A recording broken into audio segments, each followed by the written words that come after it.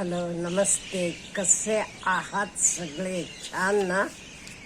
मी पण मस्त आहे. आहो, आपण धुरंधर 2चं ट्रेलर बघितला का हो? बघितलं की आपल्याला काय वाटलं? आपण हा सिनेमा बघायलाच पाहिजे असं वाटलं का नाही? मला तर वाटलं. मी अगदी मोजके सिनेमे बघते, फार बघत नाही. आत्तापर्यंत माझ्या आयुष्यात मी बघितलेले सिनेमे मी बोटांवर मोजू शकते. म्हणजे तुम्ही विचार करा. पण मला पण हा सिनेमा बघावासा वाटला. मग धुरंधर 2 काय आहे? नो डाऊट आपण ह्याचं ट्रेलर बघितलं की आपल्याला नक्की काही स्टोरी त्यातनं कळणार नाही. काही एक्सपेक्टेड आहे, काही दाखवणार आहेत नाही.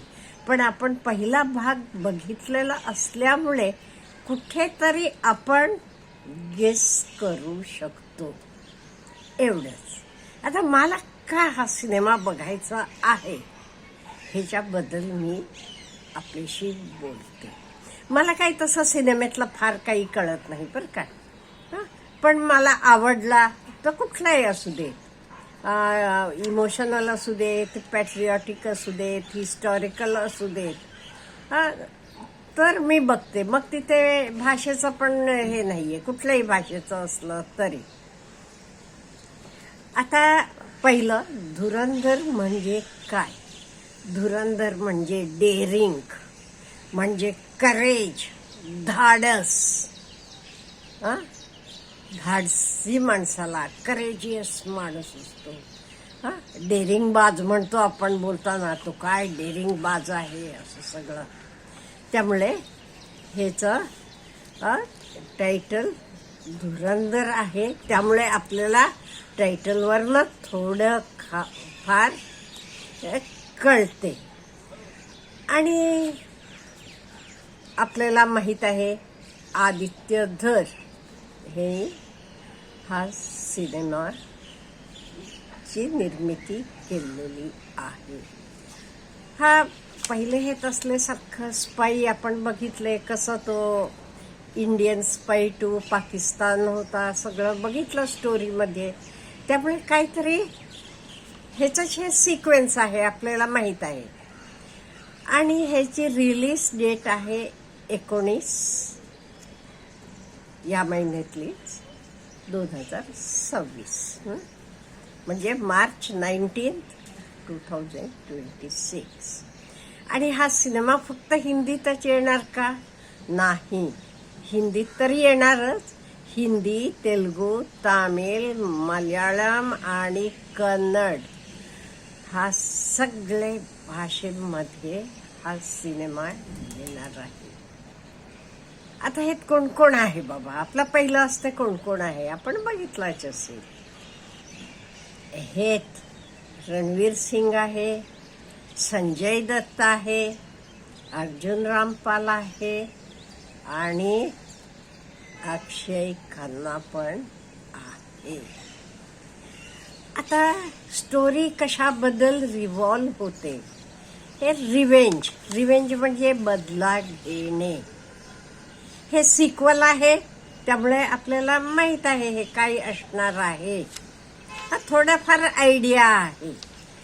पॅट्रिऑटिझम बद्दल आहे, त्यातली काही गाणी दाखवली तर सगळं आपण बघितलंय आणि आपल्याला आवडले पण. आणि त्याच्याशिवाय ॲक्शन फिल्म आहे हे नक्की. आणि ह्याचं ओपनिंग कसं आहे हो? सिनेमा ओपनिंगमध्येच काय म्हणतात, हिंदू डरपोक आहेत. आणि कित्येक वेळेला आपल्याला काय होतंय माहिती का? आपल्याला काय तर बोलायचं असते पण आपण बोलू शकत नाही.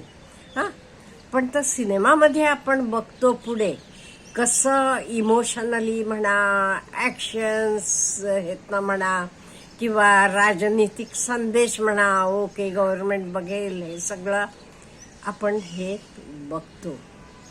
आज आता जगात आपल्याला माहीत आहे इस्रायल, अमेरिका, इराणवर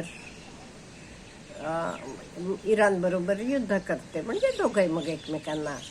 अफगाणिस्तान, पाकिस्तान आणि इंडिया पाकिस्तानचे संबंध तर आपल्याला माहीत आहेत. म्हणजे ऑल ओव्हर जिओ पॉलिटिक्स बघितलं तर आज हा सिनेमा नक्की गाजणार, प्रश्नच नाहीये.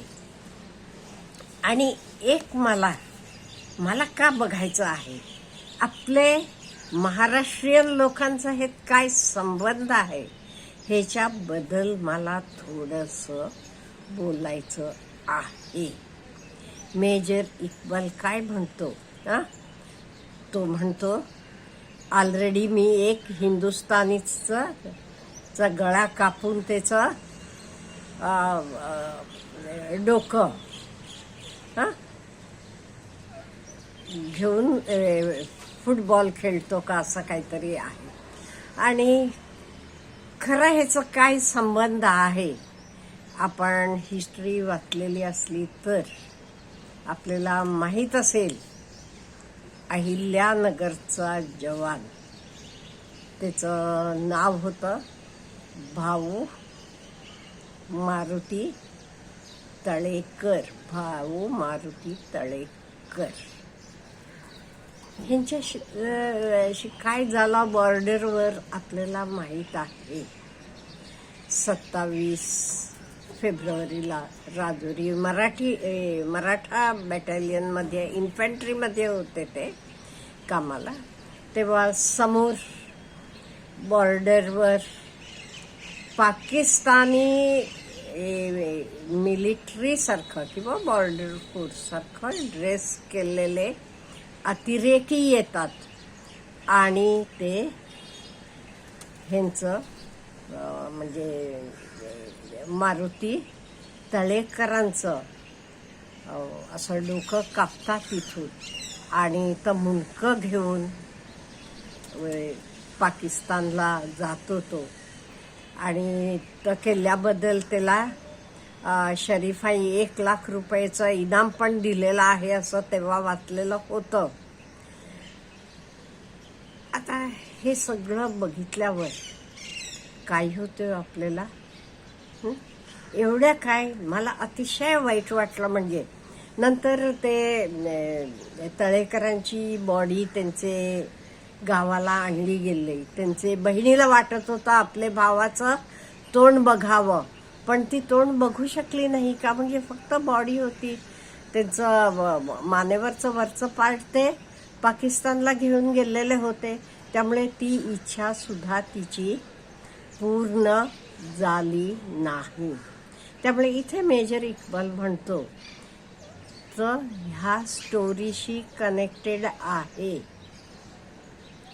आणि कित्येक वेळेला आपल्याला वाटते सिनेमा म्हणजे काय सगळं नाहीये, तर कुठल्या तरी एक रिअल गोष्ट घेतात आणि त्याचे भोवती.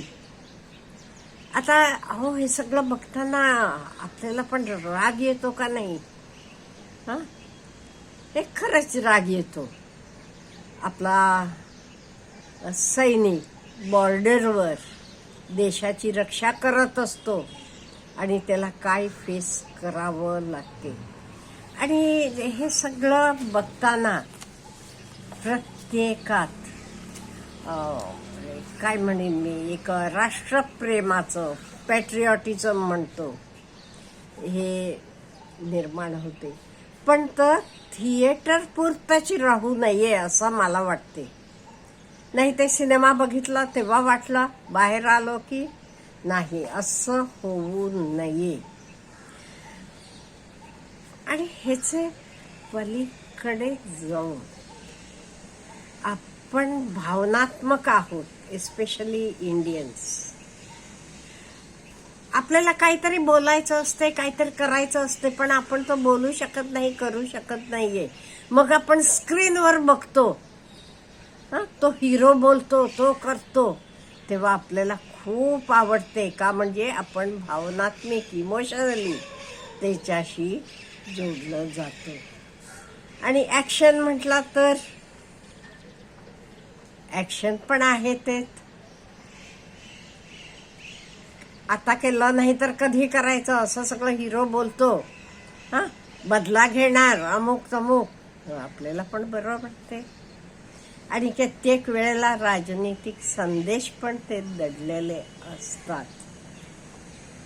आज आता संपूर्ण जग वर्ल्ड वॉरचे उंबरठ्यावर उभं असताना नक्कीच आपल्याला हा सिनेमा खूप काही संदेश देणार आहे, हे नक्की. नो डाऊट आपण ट्रेलर बघितलं तरी ट्रेलरमधनं ते स्टोरी रिव्हील केलेली नाही, पण इथे तिथे काहीतरी जोडून आपण आयडिया करतो असं असेल तसं असेल. आता ॲक्च्युअली 19 मार्चला आपण थिएटरमध्ये जातो आणि बघणार आहोत, म्हणून मला तरी खूप क्युरिओसिटी आहे. त्यामुळे मी तरी हे सिनेमा बघणार आहे. आपण बघणार आहात का? मला नक्की कळवा. Have a good day.